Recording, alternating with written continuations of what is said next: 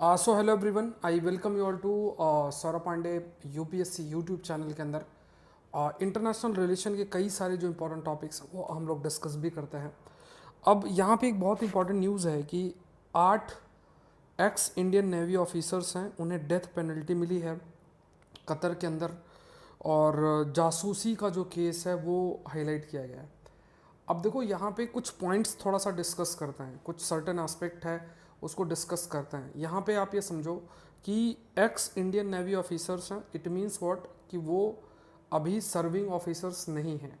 तो बेसिकली क्या था कि एक कंपनी है और उस कंपनी का जो नाम है वो कंपनी जहाँ पे कई सारे लगभग 70+ जो इंडियंस हैं वो काम कर रहे थे, इंडियन नेशनल्स जो हैं वो काम कर रहे थे। और वो एक सिक्योरिटी आप कह सकते हैं, जो सिक्योरिटी प्रोवाइड कर रही थी सर्टन कतर की जो अथॉरिटीज़ हैं उनके लिए। तो इसमें कई सारे, जैसे इसमें से जो 8 आप कह सकते हैं 8 इंडियन जो नेवी ऑफिसर्स थे वो भी उसमें इन्वॉल्व थे। इसमें जैसे कैप्टन नवतेज सिंह गिल थे, captain Birendra Kumar Verma, captain Saurabh Vashisht, commander Amit Nagpal, commander Purnendu Tiwari, commander Sugunakar Pakala और कमांडर संजीव गुप्ता और सेलर जो है राजेश, ये आपके इन्वॉल्व है। तो एक कंपनी जिसका नाम अल दहरा ग्लोबल टेक्नोलॉजी, अल दहरा ग्लोबल टेक्नोलॉजी इस नाम से कंपनी थी। एंड ये जो एक प्राइवेट फर्म है और इसका काम क्या था कि जैसे कतर की जो आर्म फोर्सेस थी, it provided training and related services to Qatar arm forces. जो आर्म फोर्सेस, अब इसमें देखो ये जो कंपनी है ना, ये कंपनी बेसिकली आप देखोगे ये कंपनी बेसिकली ओमान की कंपनी थी, मतलब कोई ओमान का था, उनकी ये कंपनी थी। और उसमें काफ़ी सारे इंडियंस काम कर रहे थे। एंड इसमें से ये कहा गया कि इवन जो कंपनी के ओनर थे उसको भी अरेस्ट किया गया था। और उसको जो है आप कह सकते हैं कि अभी कुछ समय पहले लाइक लास्ट ईयर आप कह सकते हो कि नवंबर के महीने में उस पर्सन को रिलीज़ कर दिया गया। और फिर इस कंपनी को बंद कर दिया गया था। ये जो कंपनी है 2023 में, मई 2023 में। और इस कंपनी में लगभग 75 इंडियन नेशनल थे और ज़्यादातर जो है ये फॉर्मर नेवी पर्सनल थे। जैसे जनरली देखो नेवी के लोग इन्वॉल्व भी क्यों होते हैं, क्योंकि शॉर्ट सर्विस कमीशन में बहुत लोग काम करते हैं।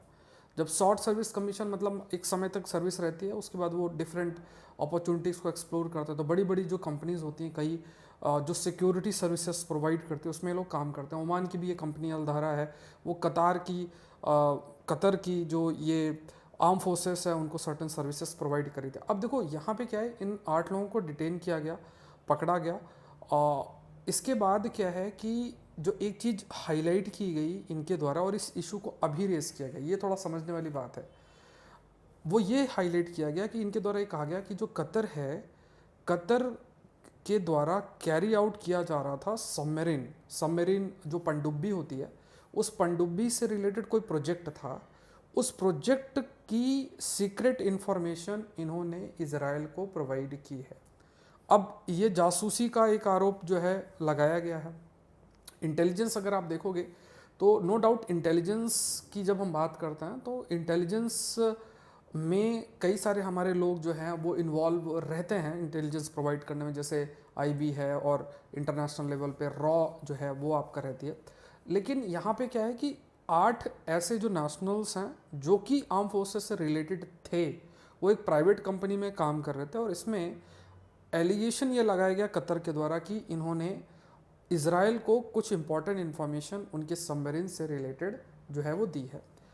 एंड पूरी की पूरी जो भी जासूसी है उस जासूसी को किया गया है एज पर द कतर की बात करें, अल जजीरा जो है उसकी जो न्यूज़ एजेंसी उसके द्वारा ये बात आपकी हाईलाइट किया गया है। अब यहाँ पे ये भी हमें समझना है कि जो एक बहुत इंपॉर्टेंट पॉइंट जो ध्यान में रखना है, जो एक तरीके से काफ़ी इंपॉर्टेंट इंटरनेशनल कंटेक्स्ट में हमेशा से रहता है, कि अभी जो स्थिति है उसमें एक तरफ अरब वर्ल्ड है और एक तरफ आपका इजराइल है।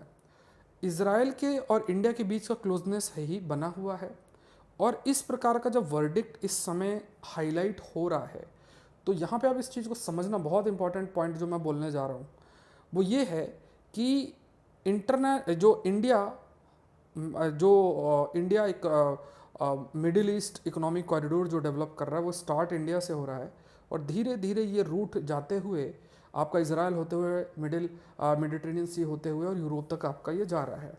अब इसमें एक तरफ इंडिया है और एक तरफ इजराइल है। जो अटैक हमस ने कैरी आउट किया इजराइल के अंदर, उसके बाद से इजराइल ने रिटेलिएट किया, और इस वजह से जिस प्रकार का रिटेलिएशन इजराइल के द्वारा किया जा रहा है, तो उससे एक बहुत ही आप कह सकते हैं कि नेगेटिव परसेप्शन अरब वर्ल्ड के अंदर इजराइल के प्रति डेवलप हो रहा है। तो एक मेजर जो प्लेयर है जिसके माध्यम से वेस्टर्न कंट्रीज इस रीजन में एंटर कर रही थी, UAE, Bahrain, Kuwait, Saudi Arabia, इनके साथ मिलकर इजराइल के साथ अब्राहम अकॉर्ड भी साइन किया गया, और इजराइल एक प्रकार से वेस्टर्न कंट्रीज़ का एक रिप्रेजेंटेटिव के रूप में इस रीजन में रिफ्लेक्ट भी हो रहा था। और क्योंकि काफ़ी इकोनॉमिक लेवल पे बदलाव भी हो रहा था, इसलिए जितनी भी मिडिल ईस्ट कंट्रीज़ हैं वो इजराइल के माध्यम से वेस्टर्न कंट्रीज से भी अच्छे तरीके से कनेक्ट करना चाहती थी, क्योंकि उन्हें पता है कि धीरे धीरे उन्हें अपनी इकोनॉमिक एक्टिविटी को डाइवर्सिफाई करना पड़ेगा, अदरवाइज उनके पास कोई ऑप्शन नहीं बचेगा जिसके माध्यम से वो अपनी कंट्री को रन करे, क्योंकि ऑयल का डिमांड फ्यूचर में 10, 15, 20 साल के अंदर ख़त्म हो जाएगा। तो उन्हें वेस्टर्न कंट्रीज़ का इन्वेस्टमेंट, वेस्टर्न कंट्रीज़ जो भी काम कर रही है वो उसकी उनको ज़रूरत है। तो इजराइल के माध्यम से वेस्टर्न कंट्रीज़ इस रीजन में एंटर करना चाह रही हैं, और वेस्टर्न कंट्रीज़ जो मिडिल ईस्ट कंट्रीज़ हैं, जो आपकी वेस्ट एशियन कंट्रीज़ हैं, वो आपकी यूरोपियन और यूएसए के साथ अपने रिश्ते अच्छे करने चाह रहे हैं इजराइल के माध्यम से।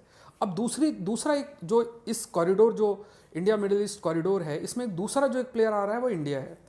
अब जो स्थिति चल रही है, जो गर्म स्थिति, बहुत वार्म कंडीशन चल रही है, उसमें इजराइल के प्रति नेगेटिव परसेप्शन है, और ये जो चीज़ है वहाँ पे पूरा रिफ्लेक्ट होने लग जाएगा कि इंडिया के कुछ आर्म फोर्सेस के लोग जो है वो एक प्रकार से इजराइल की मदद कर रहे थे। अब इससे क्या होगा, इंडिया के प्रति भी नेगेटिव परसेप्शन ये लोग डेवलप करने का प्रयास करेंगे। इस प्रकार के इवेंट, या आप कह सकते हैं इस प्रकार की जो चीज़ें उनके कोड के माध्यम से हाईलाइट की गई हैं, डेथ पेनल्टी देने की बात की गई है, इस चीज़ को अभी लेकर आया गया है, बहुत ज़्यादा हाईलाइट भी किया जा रहा है। तो इससे सबसे बड़ा जो ये होगा कि अरब वर्ल्ड के अंदर बहुत सारे लेवल पे इंडिया के प्रति भी एक नेगेटिव परसेप्शन डेवलप होगा, और इंडिया के प्रति भी अगर हो गया, इजराइल के प्रति भी हो गया, तो धीरे धीरे पूरा का पूरा जो अरब वर्ल्ड है, वो अरब वर्ल्ड, क्योंकि काफ़ी अधिक नेगेटिव परसेप्शन चल रहा है, तो अरब वर्ल्ड अपने आप को जो भी कॉरिडोर इजराइल स्पॉन्सर्ड होंगे, यूएस के द्वारा स्पॉन्सर्ड हो गए, या इंडिया उसमें हिस्सा है, उसमें वो अपने आप दूरी बना लेंगे। 5, 10 साल, 8 साल इसमें बीत जाएंगे। इस बीच में चाइना और यूएस को मौका मिल जाएगा, और वो अपना जो है, अपना जो भी मतलब अपना कॉरिडोर डेवलप करना चाह रहे हैं, जो एक प्रकार से यूरेशियन पावर ब्लॉक जो डेवलप करना चाहते हैं, वो अपना आसानी से कर लेंगे। तो ये सब चीज़ें इंटरनेशनल लेवल पे हैं कि किस इशू को कब रेस करना। जैसे अगर आप देखोगे तो इटली की, मतलब बहुत समय पहले, 10 साल के ऊपर समय हो गया, इटली की कुछ जो है शिप, एक जहाज़ टाइप आई थी, उसमें से जो सेलर टाइप लोग थे उन्होंने गोली चला दी थी, हमारे फिशरमैन मर गए थे। फिर इसमें इंटरनेशनल लॉ बीच में आया, उन्होंने कहा कि 200 नॉटिकल माइल के बियॉन्ड ये एक्टिविटी हुई, इसलिए इसमें इंटरनेशनल लॉ लगेगा। और 200 नॉटिकल, इंडिया ने कहा कि नहीं, जो भी आपने किया है वो 200 नॉटिकल माइल के अंदर किया है, तो इसलिए इंडियन लॉ लगेगा। अब यहाँ जो इंसिडेंट हुआ है वो कतर के अंदर हुआ है, तो कतर का लॉ इसमें अप्लाई होगा। अगर मान लो इंटरनेशनल किसी लेवल पे अगर होता है, या ऐसे जुरिडिक्शन जहाँ पे कतर का जुरिडिक्शन नहीं है, वहाँ पे अगर ऐसा इवेंट होता है, तो फिर वहाँ पे कतर का कोई भी उसमें एक्टिविटी नहीं होगी, या उसका जुरिडिक्शन नहीं होगा। लेकिन अभी पूरे के पूरे तरीके से कतर का जुरिडिक्शन लगेगा। अब हमारे पास जो ऑप्शन बचता है वो मात्र लीगल ऑप्शन बचता है, कि जैसे मान लो उन्होंने जजमेंट दिया, तो जैसे फिर उनकी जो भी अपीलिंग अथॉरिटी होगी वहाँ तक हम रीच करेंगे, फिर एक तरीके से वहाँ बातचीत की जाएगी। हम भी कई लेवल पे कॉम्प्रोमाइज़ कर सकते हैं। हो सकता है कई लेवल पे अगर हम कहीं सपोर्ट प्रोवाइड कर रहे हैं, तो वहाँ पे कतर अथॉरिटी इस तरीके से कोई एक नेगोशिएट कर लेंगे कि अगर आपने उधर मदद की या आपने ऐसा कुछ किया, तो हम जो है आपके 8 ये जो हैं इनको हम सज़ा दे देंगे। इस प्रकार की ब्लैकमेलिंग भी हो सकती है, एक नेगोशिएशन टेबल पे भी बिठाया जा सकता है। ये सब चीज़ें देखो इंटरनेशनल लेवल पे बहुत होती हैं। ये थोड़ा सा है, ठीक है। सो आई होप ये सेशन आपके लिए हेल्पफुल रहा होगा। Saurabh Pandey UPSC YouTube channel को आप लोग जरूर से सब्सक्राइब करें, और अगर आप आईएएस एग्जाम की तैयारी कर रहे हैं तो द हिंदू सेशन के लिए आप मुझसे जरूर से जुड़ें। Thank you everyone, thank you.